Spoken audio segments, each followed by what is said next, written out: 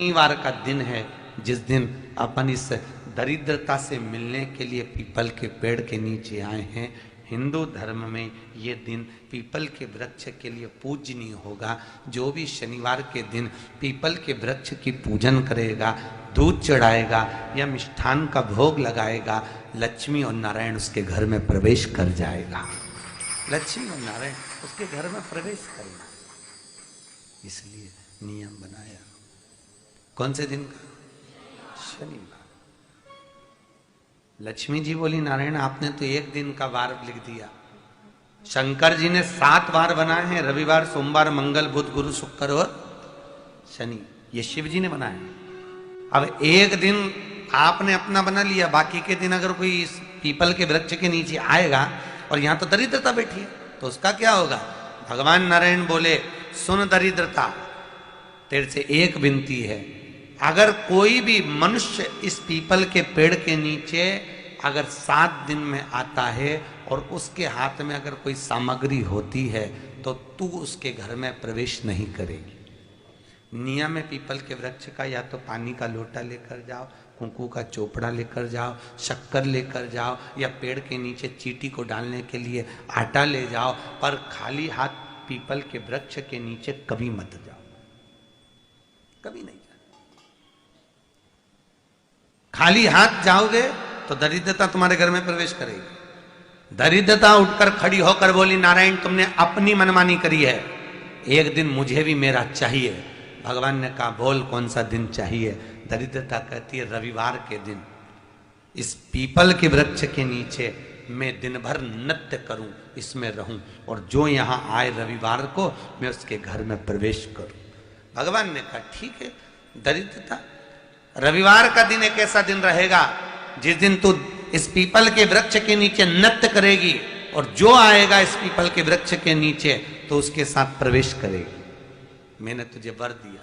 इसलिए हमारे यहाँ केवल पीपल का वृक्ष अगर दीवार में भी लग जाता है ना, किसी की फैक्ट्री की दीवार में, किसी के घर की दीवार में पीपल का वृक्ष अगर लग जाता है, पीपल का पौधा लग जाता है, उसको कितना भी तोड़ लो वो वापिस लग जाएगा। फिर तोड़ोगे फिर लग जाएगा। अगर पीपल के पौधे को तोड़ना है तो केवल रविवार का दिन एक नींबू, एक मिर्ची और बमूल का कांटा, ये 3 चीजें रखने के बाद में आधे घंटे बाद रविवार के दिन पीपल के पेड़ को उखाड़ कर फेंक दो। दूसरी बार कभी पीपल दीवार में लगता ही नहीं, कभी नहीं लग सकता। केवल एक रविवार का, केवल एक संडे, इतवार का। घर में दीवारों पर अगर पीपल लग भी गया है, इसलिए पीपल के वृक्ष को उखाड़ने का, अगर घर में पीपल लगा हुआ है या पीपल का पौधा हमारे घर में लग गया, उसको उतारना, निकालना, लगाना, तो पीपल के वृक्ष को अगर निकाला जाता है तो रविवार के दिन, और अगर पीपल के वृक्ष को कहीं लगाया जाता है तो सोमवार के दिन या मंगलवार के दिन, बुधवार के दिन, इन दिनों में लगा सकते पीपल के वृक्ष कहीं लगाना।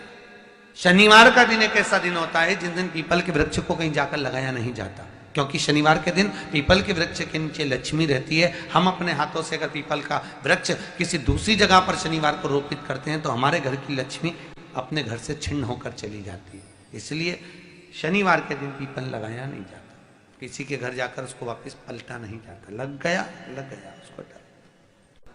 प्रभु मेरी धर्म पत्नी को कहाँ रखूं आप बताओ? वो तो जहां यज्ञ होता है, अनुष्ठान होता है, दान होता है, पुण्य होता है, सत्कर्म होता है, वहां जाने को तैयार नहीं। अब करूं क्या? भगवान ने बोला, एक काम करो। दुर्वासा जी बोले, जिसके यहां रात्रि में बर्तन झूठे पड़े रहते हो उसके घर में इस दरिद्रता को लेकर तुम प्रवेश कर जाना। जिसके यहां रात्रि में बर्तन झूठे पड़े हो वहां लेकर प्रवेश कर जाओ। दूसरी जगह दुर्वासा जी बोले, जो स्त्री घर में दोपहर के समय पर सो रही हो उसके घर में इसको लेकर प्रवेश कर जाइए। जो स्त्री दोपहर के समय में घर पर सो रही हो, इस दरिद्रता को लेकर प्रवेश कर जाइए। तीसरा, जिसके यहां पर दरवाजे पर कांटे वाले पौधे लगे हों उस घर में इस दरिद्रता को लेकर प्रवेश कर जाइए। दरिद्रता, कितनी सुंदर बात कही है। दाता और विधाता कौन कौन? दाता और विधाता। लक्ष्मी और दरिद्रता के सगे भाई हैं। कौन कौन? दाता और विधाता। दाता को फिटकरी प्रिय है, विधाता को नमक प्रिय है। ये दोनों हमेशा लक्ष्मी को और दरिद्रता को दोनों को समझाते थे, दोनों में प्रेम बढ़ाते थे। आज भी हिंदू धर्म की रीति है, यहां तो ठीक है, जिसके यहां पर भी अगर थोड़ी सी भी परेशानी होती है, थोड़ा सा क्लेश होता है, अशांति होती है, लक्ष्मी नहीं टिक रही हो, काम नहीं बन रहे हो, बहुत प्रयास करा जा रहा हो और हमारा कार्य नहीं होता, तो क्या करते हैं? फिटकरी और नमक को पानी में डाल देते हैं और घर में पोछा लगा देते हैं। आप लोगों ने आजकल फेसबुक पे भी पढ़ा होगा, व्हाट्सएप पे भी पढ़ा होगा। तो क्यों लिखा उसमें? उसका कारण ही केवल ये है कि दाता और विधाता की प्रियता उसमें। माता ख्याति के जो 4 बच्चे हुए, इसमें जो 2 लड़के हैं, दाता और विधाता, उसकी प्रियता उसकी पूर्णता उस। अब दुर्वासा जी बोले अपनी धर्म पत्नी को वहां लेकर, जहां कांटेदार पौधे लगे हों वहां पर लेकर प्रवेश कर जाइए। कांटेदार पौधों में उस दरिद्रता का निवास हो गया। पीपल के पेड़ के नीचे हम लक्ष्मी जी के साथ शनिवार के दिन आपसे मिलने के लिए आए हैं। शनिवार के दिन जो पीपल के वृक्ष के नीचे दिया लगाएगा, उसके घर में कभी संपदा की कमी नहीं होगी। सारे दिन पीपल के वृक्ष के नीचे हमारा निवास होगा। आज भी नियम है, जिसको शनि लग जाता है, एक काजल की डिब्बी ले लो और काजल की डिब्बी को 21 बार उतार कर उसको एकांत में जाकर, जंगल आदि में एकांत में किसी पेड़ के नीचे इतना सा खड्डा खोद कर उसमें काजल की डिब्बी को डाल दो और मिट्टी से पूर दो, उस व्यक्ति का शनि समाप्त हो जाता है। काशी विश्वनाथ का नाम लेकर काजल की डिब्बी को 21 बार उतार कर अगर काशी विश्वनाथ का नाम लेकर शनि वाले व्यक्ति को अगर पेड़ के नीचे दबा दे, शनि समाप्त। शनि उसको शनिवार के दिन जो पीपल के वृक्ष में सरसों के तेल का दीप लगाता है, उसको शनि कभी परेशान नहीं करता। एक बात हमेशा ध्यान रखिएगा, मान लो अगर कोई भारी रोग ऐसा शनि महाराज के कारण हो गया हो, अच्छे काम करते करते उल्टे हो रहे हैं, होते हैं किसी किसी के साथ में, विपरीत परिस्थितियां आ जाती है, अच्छा करने जाओ बुरा हो जाता है, अच्छा कर्म करने जाओ बुरा हो जाता है। तो पीपल के वृक्ष की जो छाल होती है, छाल देखिए, पीपल के वृक्ष में जो छाल लगी होती है, उस छाल को घिसकर चंदन बनाकर भगवान शंकर का स्नान कराकर, अभिषेक कराकर, पूजन कराकर, पूजन कराने के बाद हमें पिपलेश्वर महादेव का नाम लेकर, कौन से महादेव?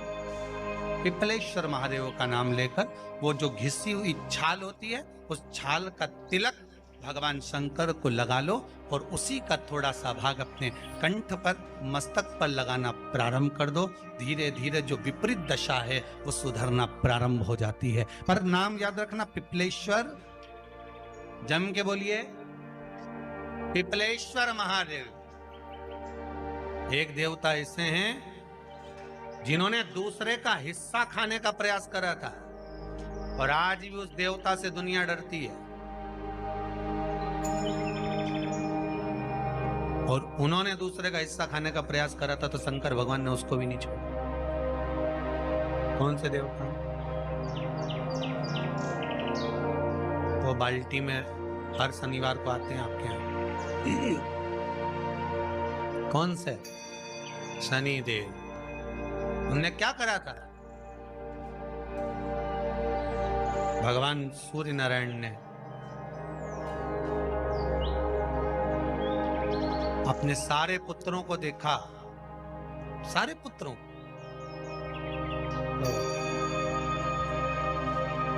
सारे पुत्रों को देखकर आज मेरे सूर्य नारायण भगवान बड़े सुखी, बड़े प्रसन्न।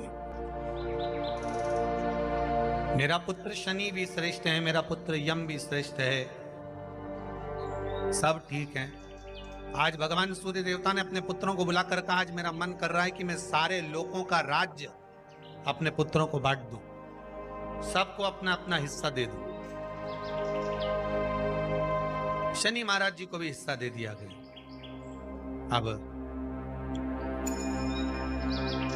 जब शनि महाराज जी को हिस्सा दे दिया तो शनि महाराज जी संतुष्ट नहीं हुए। दुनिया में ऐसे लोग बहुत सारे हैं जो संतुष्ट बहुत कम हो पाते हैं। शनि देव के मन में संतुष्टि नहीं हुई। जब शनि देव के मन में संतुष्टि नहीं हुई तो शनि महाराज उसी समय पर अपने सारे भाइयों का हिस्सा बटोरने लगे, उस पर कब्जा करने लगे। कब्जा करने लगे तो सूर्य देवता की आंख में जल भर गया। कितना तेजवान सूर्य नारायण, कितने तेजवान, कितना तेज भगवान सूर्य के पास में था। पर शनि महाराज को देखकर आज रो रहे हैं। शनि महाराज को, शनि महाराज ने अपने भाइयों के इस हिस्से पर क्या कर लिया। सूर्य नारायण भगवान की आंखों में जल भर गया कि मेरा पुत्र ऐसा कर रहा है। शनि को बुलाया सूर्य नारायण भगवान ने, समझाया और नहीं माना। किसी किसी की नियत होती है कि इसको इतना कैसे दे दिया, अम्मा ने इसको इतना कैसे दे दिया, पिताजी ने इसको इतना कैसे दे दिया, मैं तो कब्जा करूंगा, दुकान नहीं छोड़ूं, घर नहीं छोड़ूं, ये नहीं छोड़ूं, वो नहीं छोड़ूं। मत छोड़, एक दिन संसार छोड़कर जाना पड़ेगा। तब कहीं जमीन जायदाद छाती पे बांध के ले जाएगा। नहीं माने तो सूर्य देवता ने अपने गणों को भेज दिया, जाओ जरा शनि महाराज को जरा हटाओ वहां से। शनि महाराज को गुस्सा आया और शनि महाराज ने उन सारे गणों को नष्ट कर दिया। सूर्य नारायण रो रहे हैं। भगवान शंकर की पंचायत में सूर्य देव भी हैं, मतलब शंकर भगवान के मित्रों की गणना में सूर्य आते हैं। भगवान विष्णु, सूर्य नारायण, शंकर भगवान, माँ दुर्गा, गणेश जी, ये पंचायत है ना शंकर की, शिव पंचायत। शिव परिवार में कार्तिकेय, गणेश जी, पार्वती जी, शंकर जी, नंदी, ये शिव परिवार। पंचायत में सूर्य देवता। सूर्य नारायण को रोता हुआ देखकर भगवान शंकर को बड़ा दुख हुआ। शिव जी ने पूछ लिया, क्या बात है, आप रो रहे हो? नारायण क्या हो गया? मेरा बेटा मानने को तैयार नहीं है। आप चिंता मत करो, अभी देखता हूं मैं जाकर। और भगवान शंकर ने जाकर तुरंत सूर्य नारायण भगवान के कहने पर शनि देव को जाकर समझाया। इतने में तो शनि देव आग बबूला हो गए। आग बबूला होकर शनि देव ने कहा, ए शिव, आप मुझे जानते नहीं हो? शंकर भगवान ने कहा, क्या जानना है ये बताओ, क्या जानना है ये बताओ। शनि देव कहते हैं, आप मेरी दृष्टि को नहीं जानते। शंकर भगवान ने कहा, तू भी नहीं जानता कि तेरी दृष्टि खराब कैसे हुई। तेरी दृष्टि को श्राप किसका लगा है तुझे नहीं मालूम क्या? शंकर भगवान ने जब समझाना चालू करा कि देख शनि देव, तुम तो कह रहे हो, तुम तो बोल रहे हो कि मेरी दृष्टि नहीं जानते। हम जानते हैं आपकी दृष्टि, मना नहीं है, जाना, पर आप नहीं जानते क्या? शिव जी जानते हैं। शिव जी ने कहा, मैं सब जानता हूं। आपका विवाह करा सूर्य देवता ने, आपकी पत्नी घर में आ गई, आप अपनी पत्नी को देखते तक नहीं थे, इसलिए आपकी धर्म पत्नी ने आपको श्राप दिया कि जिस पति ने मुझ पर दृष्टि नहीं डाली, मेरे वो पति की दृष्टि कुदृष्टि हो जाए, जिस पे डालेगा वो बर्बाद हो जाए। शनि महाराज ने कहा, आप मेरी पत्नी की याद मत दिलाओ। शंकर भगवान बोले, ए शनि, फिर समझा रहा हूं, हिस्सा छोड़ेगा कि नहीं छोड़ेगा? शनि बोले, नहीं छोड़ूंगा। शंकर भगवान ने उठाया, पीपल के पेड़ के नीचे ले गए और पीपल के पेड़ के नीचे शनि महाराज को उल्टा लटका दिया। 19 साल तक शनि महाराज को पीपल के पेड़ के नीचे शंकर जी ने लटका के रखा। अब बोल, 19 वर्ष तक शनि महाराज पीपल के वृक्ष में, पीपल की जड़ पर बंधे रहे, बोले ही नहीं, सीधे टंगे रहे। अब दूसरे का हिस्सा खाने वाले को जब शनि महाराज जैसे के लटका दिया भोलानाथ ने, तो तुम कहीं लगो रे लाइन में? मेरा विचार तो करो। 19 वर्ष तक शनि महाराज लटके रहे, तब 19 वर्ष नेत्र बंद कर कर शनि महाराज ने शंकर की आराधना करी कि दुनिया में कोई ऐसा नहीं जो मुझे उल्टा लटका दे, केवल एक यही है जिनने मुझे लटकाया है। तो 19 वर्ष तक तप करा तो शंकर जी प्रसन्न हो गए। धरनी को हटाकर पार्वती को लाए, साथ में आशीर्वाद दिया, शनि महाराज को खोला। वर मांगो, तुम्हें क्या चाहिए, मांगो तुम्हें क्या चाहिए। शनि महाराज ने कहा मांगूंगा कुछ नहीं, आप वर दे दीजिए। शंकर जी ने कहा मैं तुम्हें दंड अधिकारी बनाता हूं कि आप अच्छे और बुरे का दंड दोगे, आप अधिकारी बनकर बैठोगे, मेरा आशीर्वाद तुम्हारे साथ में। दंड अधिकारी भगवान शंकर का एक अवतार है पिपलाद अवतार। पिपलाद अवतार जब दधीचि ऋषि की अस्थियां चली गई, उनकी धर्मपत्नी सुवाच ने देखा मेरे पति को मार दिया गया, मेरे पति की अस्थियां ले गए राक्षसों का संहार करने के लिए, उनकी अस्थियां लेकर चले गए, मेरा पति चले गया। सुवाच गर्व से थी, मरना चाहती थी, प्राण छोड़ना चाहती थी। शिव जी ने देखा ये तो अग्नि के ऊपर चढ़कर अपनी देह त्याग रही है।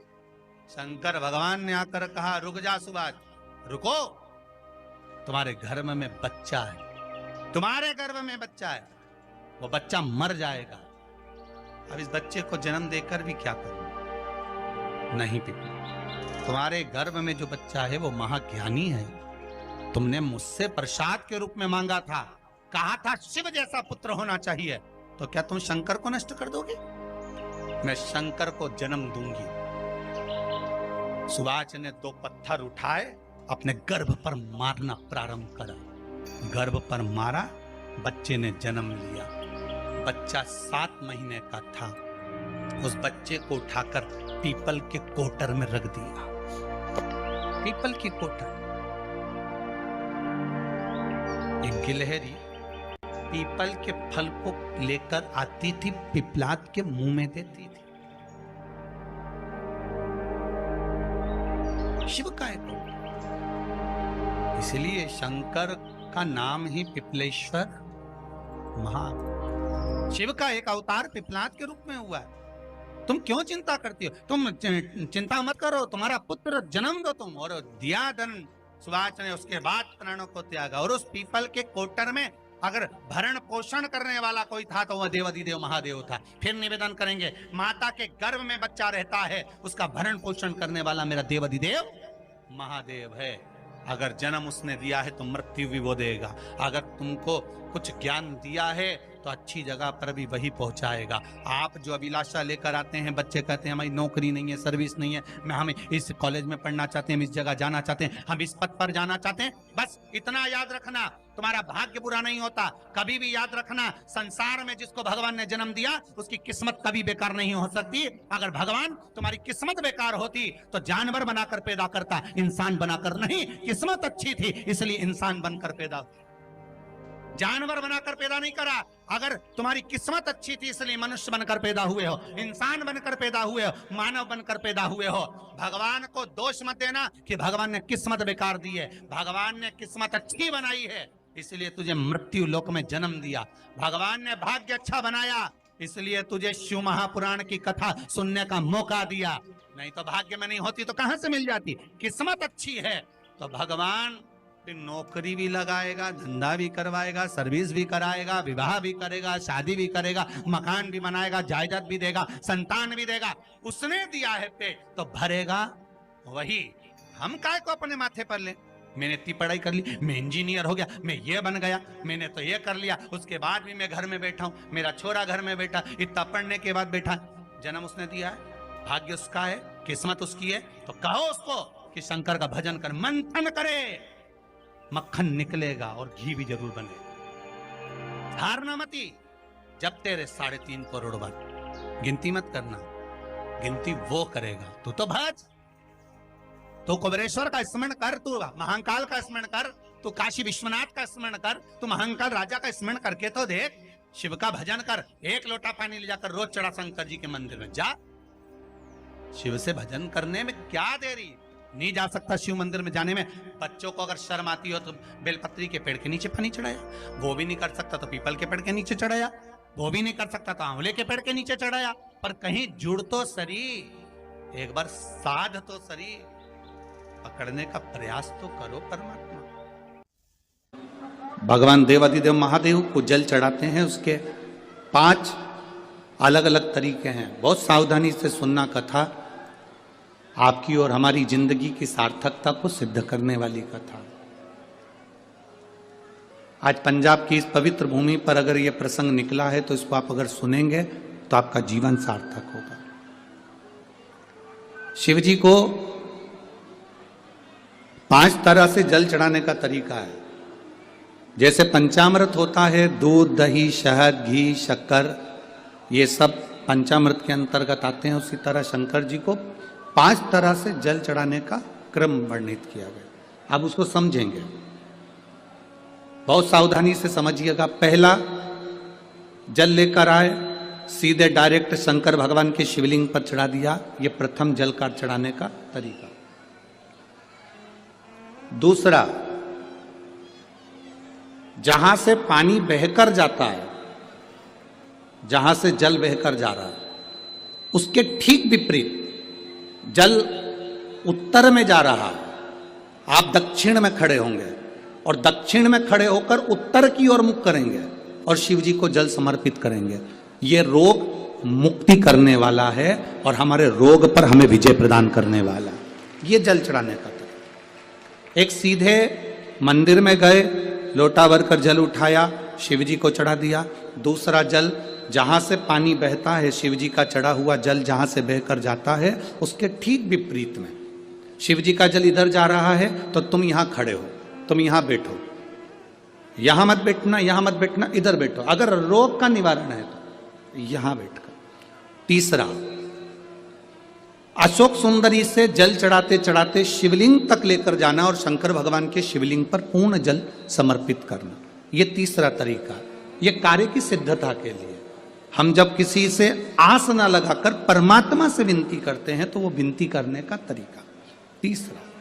चौथा, शिव जी पे चढ़ा हुआ जल 5 जगह पर समर्पित करना। गणेश जी, कार्तिकेय, अशोक सुंदरी, शिवलिंग और जलाधारी। ये चौथा क्रम है। जब जिस नारी का, जैसे मेरा नाम मोनिका है, मेरे पति का नाम संजय सिंह है, मैं दिल्ली स्वरूप नगर के निवासी हूं, मेरा फोन नंबर ये है। कहीं बैठी हैं? मैं बाबू को लाए हैं क्या? नहीं लाए? ठीक है, मैं प्रणाम करने के लिए लाई हूं। गुरुदेव, बाबा बाबा है। बैठी है बहन। शिव तत्व है। एक जल चढ़ाने का तरीका। शिव जी को हम जो जल चढ़ाते हैं उसका एक तरीका भी हमारी जिंदगी में अगर हमने उसको स्मरण में रख लिया तो हमारी कार्य की सिद्धता को सिद्ध कर देता, हमें सफलता की ओर लेकर चले जाता है। सीधे जल चढ़ाना, दक्षिण में बैठकर उत्तर की ओर मुख कर कर जल चढ़ाना, अशोक सुंदरी से लेकर शिवलिंग तक जल चढ़ाना, 5 स्थान पर गणेश, कार्तिकेय, अशोक सुंदरी, जलाधारी, शिवलिंग पर जल चढ़ाना 5 स्थान पर। ये चौथे नंबर का। और 5वां जल समर्पित करना।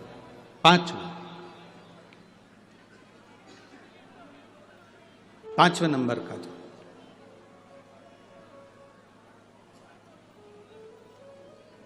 शिव जी को 5वें नंबर का जो जल आता है, जो जलाधारी है, ऊपर जिसमें पानी भरा रहता है और नीचे एक एक बूंद टपकता रहता। जलाधारी में जल समर्पित कर कर उसी जल को बचाकर अशोक सुंदरी वाली जगह पर थोड़ा सा चढ़ाकर उसी में से जल शिवलिंग पर जब हम समर्पित करते हैं तो हम जिस कार्य के लिए जा रहे हैं वो कार्य सब। बाती का प्रमाण अलग होता है। लंबी बाती क्यों लगाई जाती है? भगवान के मंदिर में दीप में, देवियों की पूजन में, लक्ष्मी की वृद्धि के लिए। कौन से देवता के यहाँ लंबी बत्ती लगती है और कौन से देवता के यहाँ गोल बत्ती लगती है, उसका भी प्रमाण बनना। किसी देवी की पूजन करो तो लंबी बत्ती आती है, कुल देवता की पूजन करो तो लंबी बत्ती आती है। किसी मंदिर में किसी देवता को लगाने जाओ तो गोल बत्ती लगती है, उसका भी प्रमाण है। लंबी बत्ती जहां लगाई है, अगर लक्ष्मी के सामने लगाई है तो लक्ष्मी की लंबाई बढ़ती है, लक्ष्मी की वृद्धि बढ़ती है। अगर कुल देवता के नाम की लगाई है तो वंश की वृद्धि होती है। इसलिए हमारे यहाँ अमावस्या पूनम को जो पाटे माटे भराते हैं उसमें गोल बत्ती नहीं लंबी लगाई जाती है, जिससे हमारा वंश बढ़े। नवरात्रि में देवी जी की जो बाती लगाई जाती है वो लंबी लगाई जाती है, गोल नहीं। क्यों? क्योंकि जिससे माँ हम पर कृपा बना कर रखे, हमारा वंश खूब बढ़े, हमारे यहाँ लक्ष्मी की वृद्धि हो। स्थिर बाती गोल बाती लगाई जाती है ब्रह्मा के मंदिर में, इंद्र के मंदिर में, देवता के मंदिर में। तुलसी के सम्मुख में लंबी बाती नहीं लगती, तुलसी के सम्मुख में गोल बाती लगाई जाती है महाराज, जिससे स्थिरता का भाव केंद्रित हो। स्थिरता का भाव